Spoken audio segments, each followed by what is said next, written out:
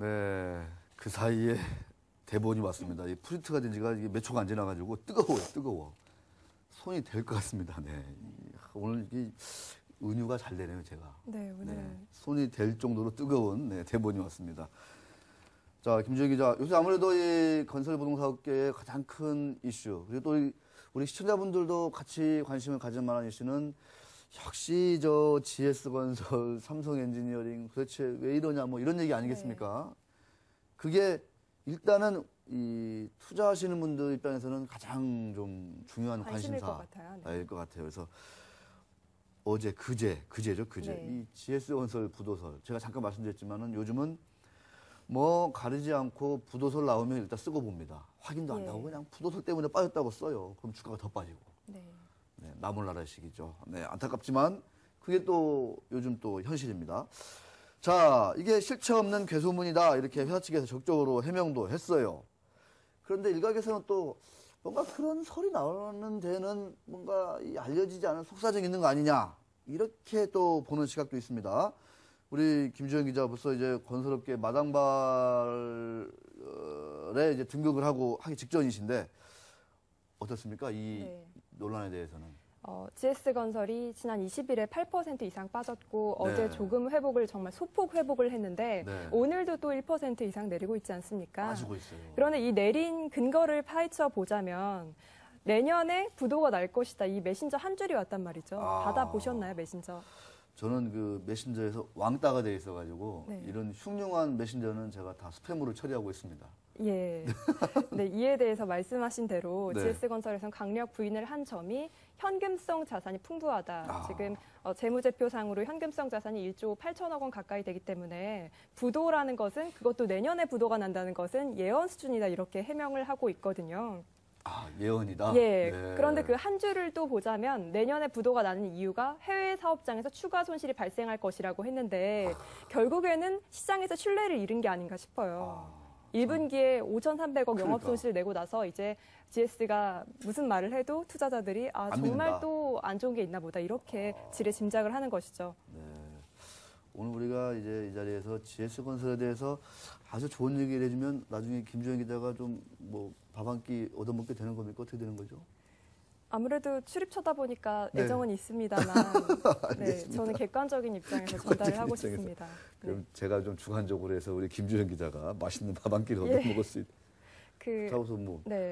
그 홍보실에서는 어떤 이야기를 하냐 하면 부도설이 말이 안 되는 이유가 회사가 정말 부도에 임박하면 홍보실 분들은 점심에 나갈 수가 없다고 해요. 그렇죠. 수시로 회의에 들어가야 하고 내부 전략을 세워야 하는데 거기 홍보부장님 이제 홍보팀 분들이 점심에 바삐 움직이는 걸 보면 사실 무근이라는 걸 확인할 수 있다고 말씀하시더라고요. 아직도 GS건설의 핵심 관계자분들은 점심 저녁이 바쁘시군요. 알겠습니다. 자, 그런데 이런 그 증권가 찌라시 돌았다는 사실은 부인할 수 없는 것 같고 그걸 또 기다렸다는 듯이 당일날 외국계 증권사에서 엄청난 매물이 쏟아졌고 실제로 외국인이 그날 얼마나 몽땅 팔았냐면요. 정말 그날 무진장 그 주식을 많이 팔았거든요. 그래서 이 메신저, 루머, 사실은 이제 근거 없는 루머는 좀 너무 악질의 루머는 사실은 전 그 사법당국에서도 이렇게 금융당국이나 한번 좀 추적을 해볼 필요가 있다 이런 생각이 들기도 하는데 어쨌거나 외국인 투자자들이 여기에 영향을 받았다 이렇게 보는 시각도 있는데 어떻게 보세요?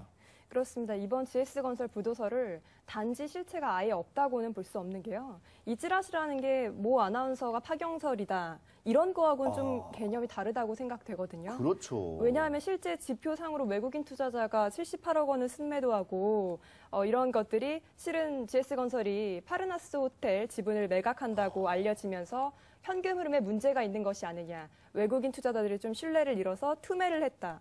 결국 그게 좀 이런 부도설이 도는데도 영향을 미쳤다고 볼 수 있거든요. 네. 야, 호텔 지분을 매각하겠다. 예. 그러니까 이 얘기가 그만큼 뭔가 좀 돈이 없는 거 아니냐. 예, 부동산을 매각해서라도 좀 현금을 확보해야 하는 것 아니냐. 이렇게 투자자들은 분석을 할 수도 있거든요. 그렇습니다. 네.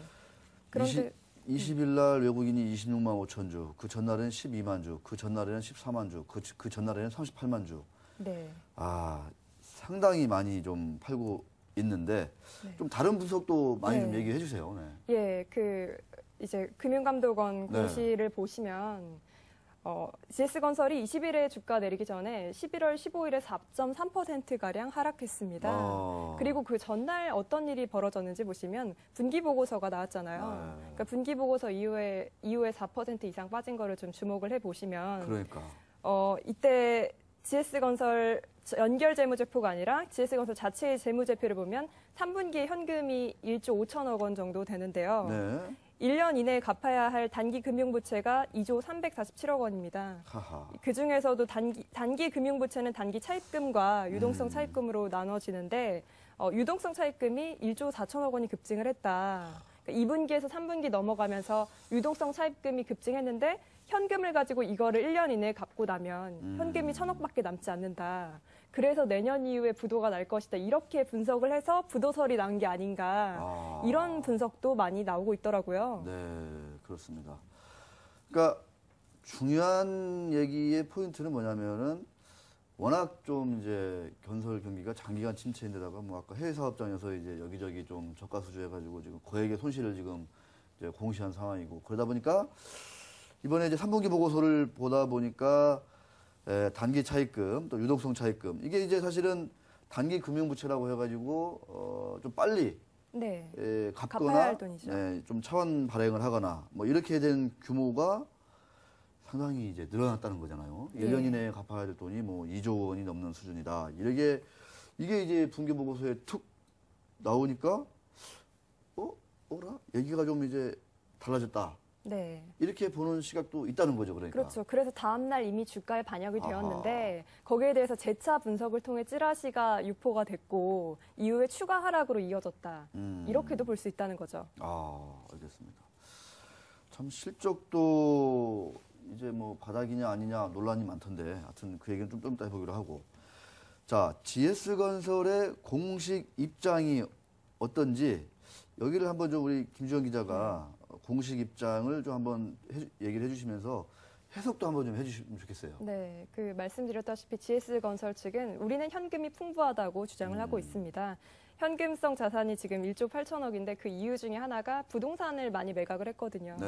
그러니까 송파구 문정동에 있는 롯데마트도 매각을 했고 GS 서울역의 역전타워도 매각을 하면서 3분기에만 2,400억 원 가까이 되는 현금이 유입이 됐어요. 아하. 그렇기 때문에 전혀 문제가 없다. 당장 올해 회사채 2천억 원도 갚았고 만기가 이제 내년에 만기 도래하는 5,200억 원도 우리는 갚을 능력이 된다. 이렇게 공식적으로 입장을 밝히고 있고요. 네.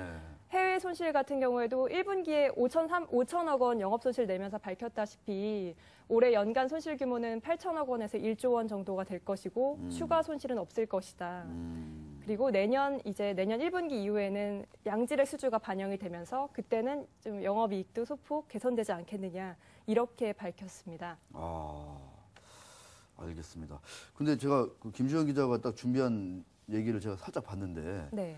이 건설사의 매출 채권 매입 채무 얘기를 해 주셨어요. 예. 그래서 이걸 또 눈여겨 보니까 단기적으로 재무 상황이 조금 더 안 좋아지지 않겠느냐 이렇게 볼 수도 있다 이런 얘기인데 이 부분도 네. 한번 좀 설명을 좀 해주세요. 네, 3분기 분기 보고서를 보시면 매입 채무가 1조 원이고 매출 채권이 5조 원 가량 됩니다.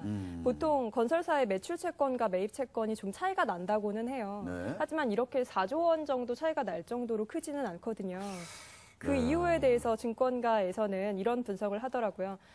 쉽게 이야기를 해서 매출 채권은 매입 채권은 줘야 할 돈, 네. 그리고 매출 채권은 받을 돈이잖아요. 받을 돈이죠. 네, 못 받은 근데 거. 지금 매출 채권이 5조고 매입 채무가 1조라는 것은 네. 받을 돈은 갚아야 할 돈은 적고 받을 돈은 많다는 뜻이잖아요.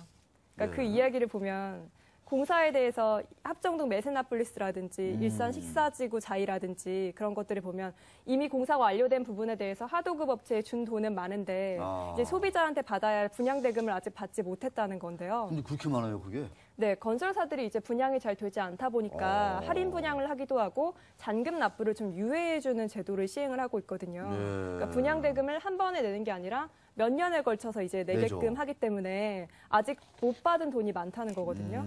그래서 이게 내년 이후에 반영이 되면 내년에는 수익과 관계없이 현금 흐름이 또 단기적으로 좋아질 수도 있다는 분석도 나오고 있습니다. 야, 이거 사실은 이게 물론 이제 지금 이제 그 분양이 잘 안 되니까 네. 또 이제 그 새로운 이제 분양을 받아서 입주하시는 분들도 기존에 살고 있는 집이 잘 안 나가니까 네. 이거를 이제 나눠서 이제 뭐 네. 내고 막 그러지 않습니까? 그렇습니다. 잔금도 나눠서 내고 막 하는 건데 이거를 이제 건설사가 이제 지원해주지 않으면 좀 어려우니까 이거를 많이 지원해준다고 하지만 그 금액이 이렇게 좀 차이가 많이 난다. 예. 이 부분도 어떻게 4조 원이 차이가 난다. 이 부분이 좀 잘 네. 풀리면 내년에는 정말 그렇습니다. 좀, 네. 그런데 예, 잘 풀리면 내년에는 다시 회복이 될 수도 있다는 그러니까요. 건데 이런 분석을 한 애널리스트에게 얘기를 들어봤더니 실제 두산건설도 이런 사례가 있었다고 해요. 네. 두산건설도 잔금 납부 유예 제도를 시행하면서 이제 받는 돈이 서서히 갚기 때문에 늦게 재무에 반영이 됐다는 거예요. 그래서 일시적으로 현금 흐름이 안 좋았다가 지금 다시 개선되는 추세다. 이렇게 어허. 분석하고 있더라고요. 그렇군요. 자, 이게 참 재미난 얘기인데 그 GS건설 어제 이제 공시 보면은 이 템플턴 자산운용이라고 세계적인 그 운용회사 템플턴에서 와장창창 손절매를 했어요. 예. 최근에 외국인 매도가 템플턴 매도가 상당 부분 있는 것 같아요. 그래서 제가 좀 보니까 자, 이 템플턴이요. 2010년 5월 뭐 이때 열심히 샀거든요. 그때 사는 가격이 7만 원, 8만 원. 그런데 지금은 3만 원 미만으로 근데 떨어졌네요. 엊그제 공시한 거 보니까 손절매 가격이 3만 원, 2만 원대입니다. 네. 템플턴도 엄청 네. 삐졌겠는데요. 예. 또 그렇게 템플턴이 매도를 하면 일반 투자자한테도 영향을 미치지 않겠습니까? 그런 일들이 요새 네. 많이 일어나고 있다. 이렇게 보시면 될 것 같습니다. 네. 11월 19일 날, 이게 결제일 기준인가요? 아니면 매매일 기준인지는 잘 확인이 안 되는데, 11월 19일 날, 하루 만에 18만 주 팔았고, 18일 날 27만 주. 아까 얘기한 그 매물이 네. 다 템플턴 거네요. 매물이네요. 100%. 그래서 템플턴은 지금 보시면 이제 GS 건설 6% 정도 가지고 있다. 323만 주. 네. 아직도 많네요. 예. 아직도 많아요. 자, 어떻습니까? 김지현 기자가 볼 때 아까 그 매출 채권과 매입 채무의 차이가 4조 원이나 되는데 매출 채권은 받아야 될 돈인데 지금 이런저런 사정으로 아까 뭐 잔금 납부가 제대로 안 되고 촉촉해가지고 못 받은 돈 말하는 예. 거잖아요. 그게 그 갭이 4조 원이면 이거는 어떻게 보면은 그만큼 좀 사업이 잘 안 풀리고 있다는 얘기도 될 수 있고. 근데 네. 다른 편에서는 받을 돈이다. 이게 잘 이제 선순환 구조로 가면 그냥 막 돈이 수수수수 알아서 예. 들어올 수도 있는 구조인데 예. 어떻게 예. 보십니까? 이제 4분기 가보면 그 실체가 좀 드러나지 않겠습니까? 지금보다는. 내년 이제 가보면. 예. 네, 저는 이제 앞서 두산건설 사례가 있었기 때문에 내년 1분기까지 좀 정말 순탄하게 자금이 다시 유입이 된다면 앞으로 받을 돈으로 해석을 해도 되지 않을까 생각이 됩니다. 그러니까요. 그리고 또 GS건설은 또 GS라는 또 지주회사가 있잖아요. 그죠? 예. 그 GS도 뭐 칼텍스라는 어마어마하게 우량한 계열사도 이렇게 있고.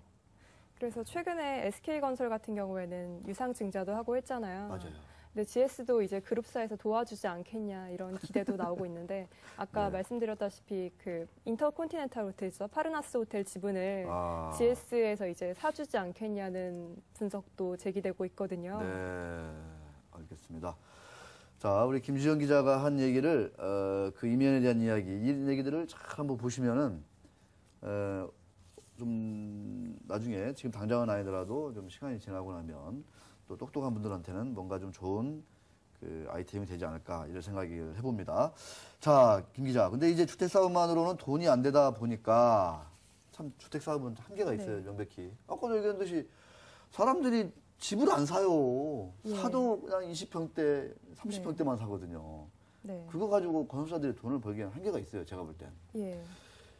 다른 사업을 좀 네. 하고 있다고요. 어떤 것들을 요새 좀 하고 있나요? 네. 네, 그렇습니다. 이제 집값이 오를 거란 기대가 꺾이고 네. 있어서 사람들이 집을 안 사고 있죠. 그렇다 보니 건설사도 먹고 살아야 하기 때문에 자연스럽게 본업에서 좀 벗어나서 주택사업 비중을 줄이고 있는데요. 저희가 계속 얘기한 GS건설 같은 경우에도 주택사업 비중을 이제 서서히 줄여나가겠다는 겁니다. 주택사업본부와 건축사업본부를 합쳐서 건축주택사업본부로 통합한 상태예요. 오호. 그리고 기존에는 주택사업 비중이 30% 가까이 됐는데 지금은 10% 내로 줄이고 있습니다. 야. 다른 건설사도 마찬가지인데요. 현대건설이 시공능력평가 1인데 업계 1인 현대건설조차도 주택사업 비중을 7에서 8% 수준으로 많이 줄였고 네, SK건설도 10% 밑으로 낮춘 뒤 계속 이 상태를 유지하고 있고요. 야. 동부건설도 10% 미만으로 줄이고 있습니다. 네. 그러면 건설사들이 주택사업 안 하고 이제 뭘 할 것인가에 대해서 주목할 필요가 있는데요. 네. 대표적으로 민자발전 사업, IPP 사업이라는 게 있어요. 아. 네, 일반 시청자분들은 민자사업 발전이 뭔지 잘 와닿지 않으실 수도 있을 것 같습니다. 네. 민자발전 사업은 그냥 건설사가 발전소를 짓기만 하는 것이 아니라 발전소의 지분까지 투자해서 운영을 하는 사업이에요. 오호. 30년 동안 운영을 하게 되면 거기에 대해서 매년 받을 수 있는 돈이 있잖아요. 그렇죠. 이제는 안정적 수익을 내고 싶어 해서 이런 민자 발전 사업에 많이 진출을 하고 있습니다. 에너지는 꾸준히 쓰니까. 예. 그런데 이게 거의 한 30년 정도 운영을 계속, 하는데 어떤 점에 주목할 필요가 있냐면 지분을 투자할 때는 1조 5천억 원 정도 투자를 하거든요. 그럼 민자 발전에서 정말 수익이 날 것이냐. 이거에 대해서 가동만 되면 매년 매출이 1조 5천억 원, 영업이익 2천억 정도를 받을 수 있다고 하는데 그러니까. 그걸 30년 동안 받고 나서 30년 이후에도 수익을 낼 수 있어요. 왜 그런지 아세요? 30년 지나서도. 네. 네. 그 30년 이후에도 발전소를 새로 짓는 게 아니라 발전소는 그대로 놔두고 그 안에 증기터빈이나 가스터빈 같은 부품만 교체하면 그 이후에 또 30년이든 40년이든 계속 운영을 할 수 있잖아요. 이거 노다지 사업이 될 수도 있다. 네, 그죠? 그렇기 때문에 앞으로 건설사들이 여기에 집중을 하려고 해요. 네. 실제 대림산업 같은 경우에도 그 포천파워의 대주주인데 이제 포천에 있는 화력발전소가 내년부터 가동이 들어가거든요. 지금 거기 1호기와 2호기가 있는데 거기다 이제 기반시설 다 갖춰져 있으니까 3호기도 증설을 추진하겠다고 지금 주민동의를 받았대요. 네. 그런데 포천에 만족하지 않고 경북 고령군하고도 MOU를 맺어서 거기에도 발전소를 짓겠다고 해요. 충남 보령. 예. 아니요, 충남 보령이 아니라 고령군이요. 고령. 네. 고령. 네. 네, 고령과도 MOU를 맺었고 네, 제가 동부건설도 네. 발전 사업에 진출하고 네. 삼성물산은 제일 먼저 국내에서 민자 발전에 그렇죠. 뛰어든 업체인데요. 삼성물산은 사우디에서 제일 처음 시작을 했습니다. 사우디아라비아. 네. 네, 그렇습니다. 이제 점점 이렇게 주택을 줄이고 신사업으로 가겠다는 게 건설사들의 미래 계획인 것 같아요. 네. 자, 전문가 얘기도 한번 좀 우리가 같이 한번 들어보실까요? 좀. 예, 전문가 주택산업연구원 이야기 들어보겠습니다. 네. 인구나 가구 구조 변화로 신규 주택 수요가 이제 줄어들 수밖에 없는 구조입니다. 그래서 지금까지 그런 아파트 건설 사업이라는 것이 큰 메리트가 없어질 수밖에 없기 때문에 그 이외의 다른 쪽으로도 사업 다각화를 모색할 수밖에 없는 상황입니다. 참 현대건설의 그 주택 사업 비중이 7 내지 8%, 10%가 한참 안 된다. 네. 이것도 사실은 의미심장한 팩트입니다. 민자 발전 사업 IPP 우리 시청자 여러분 때로 새로운 상식입니다. 이런 또 추세, 뉴 트렌드를 새로운 흐름을 아시는 것도 상당히 중요하다 이렇게 말씀을 드릴 수 있을 것 같습니다. 그리고 한 가지 더 말씀을 드리자면 당장 발전소 1조 5천억 원 무슨 돈으로 지을 것인가에 대해서 고민을 해보시면 좋을 것 같아요. 네. 그래서 일부 건설사는 증자를 검토하는 곳도 있다고 하는데 투자하실 때 이런 점도 주목하시면 좋지 않을까 싶습니다. 네, 그렇습니다. 발전 사업비가 워낙 많이 든다. 네. 그렇기 때문에 자금 조달을 어떻게 할지, 그러니까 좀 자체적으로 동원할 수 있는 뭐 가용 자원이 좀 적은 회사들은 증자를 할 수도 있다. 예, 네. 그런 점을 눈여겨보시면 도움이 되실 것 같습니다. 이제 건설사들이 이 건설 경기에 아주 그냥 됐군요, 질렸군요, 질려하죠. 예. 네, 이 주택 그래서 사업에는 아주 진짜 신물이 난 것 같습니다. 얘기 들어보니까. 네, GS건설은 그래서 스페인의 수처리 업체를 인수하기도 했죠. 이제 소리업체. 네, 민자 발전이 아니더라도 네. 부영건설 같은 경우에는 골프장으로 유명해졌어요. 건설보다는 이제 네, 부영건설 골프장 있어요. 예, 맞아요. 그리고 네. 호반건설은 탄탄한 현금 흐름을 이제 보장하고 있는데요. 호반. 네. 호반건설은 판교의 아브뉴 프랑이라고 쇼핑몰 사업에 뛰어들었어요. 오호. 그 안에 뭐 레스토랑이라든지 쇼핑몰 이제 사업을 많이 확장해 보겠다 이런 전략이고, 네. 네, 한라 아십니까? 한라. 네, 한라는 이름까지 바꿨잖아요. 한라 건설에서 주 한라로 바꿨는데, 건설을 떼버렸군요. 예, 이제는 한라는 미래사업본부를 최근에 신설을 했는데 앞으로는 환경과 에너지 쪽에 주력하겠다는 방침입니다. 이제 한라건설이 건설을 안 하고 환경하고 에너지. 근데 또 이제 환경하고 에너지 하려면 또 많이 지어야 되니까. 예, 어떻게 보면 그것도 건설이기도 건설이죠. 하죠. 네. 그렇습니다. 근데 김주영 기자 이렇게 옆에서 오늘 이렇게 방송하는 거 딱 보니까 뭐라고 해야죠? 이렇게 어느덧 뭐죠? 이렇게 국화 옆에 선 뭐 있잖아요. 성숙미가 무신 나는 그런 느낌을 제가 받네요. 이렇게. 좋은 뜻이라 믿고. 좋은 뜻이죠. 네. 먼 길을 돌아서 뭐 거울 앞에선 누님 같은 꽃이요. 뭐 이런 거 있지 않습니까? 네. 좀 감성적이시네요, 유 네, 과장님. 오늘 이상하네요. 네, 알겠습니다. 자, 오늘 이슈를 톡톡 건드리는 코너를 어떻게 잠깐 할까요? 잠깐. 네, 짧게 하고, 네, 탐험도 짧게 할 수밖에 없는 상황인 것 같습니다. 바로 넘어갑니다.